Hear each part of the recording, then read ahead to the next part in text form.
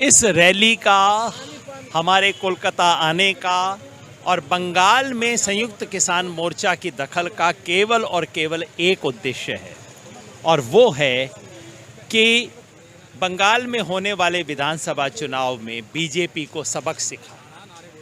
पिछले 106 दिन से बीजेपी से जो भी प्रश्न पूछो वो कहते हैं चुनाव जीतते हैं।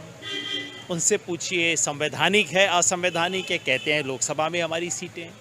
उनसे पूछिए ये मंडी कानून सही है गलत है, कहते हैं हम चुनाव जीतते हैं।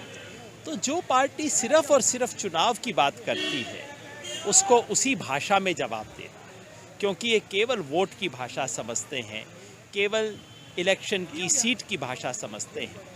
तो किसानों ने तय किया है कि ठीक है भाई, हम आपको उसी भाषा में सिखा देते हैं जो भाषा आप समझते हैं। हमारा यहाँ कोई कैंडिडेट नहीं है, हमारी यहाँ कोई पार्टी नहीं है, किसी पार्टी को हम समर्थन नहीं कर रहे।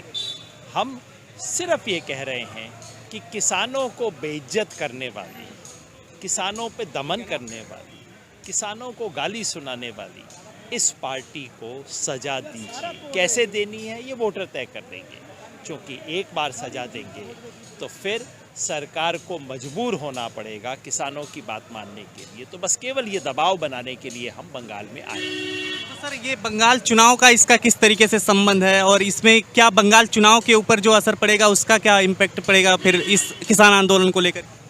बीजेपी बंगाल चुनाव जीतने पे बहुत डेस्परेट है, बहुत व्यग्र है, बंगाल जरूर जीतना है। तो हम कहते हैं ठीक है, जो इनको बहुत चाहिए उस पे ही हम इनको चोट करेंगे, क्योंकि अगर हमारे करने से चुनाव की सुई 1% 2% हिल जाती है तो बस इतने से बहुत भारी असर पड़ सकता है और बीजेपी को दिल्ली तक मैसेज चला जाएगा कि बंगाल में अगर इतना हुआ तो यूपी में क्या असर होगा, तो राजस्थान में क्या असर होगा, हरियाणा में क्या असर होगा, ये इनको दिख जाएगा। बस ये दिखाने के लिए आए।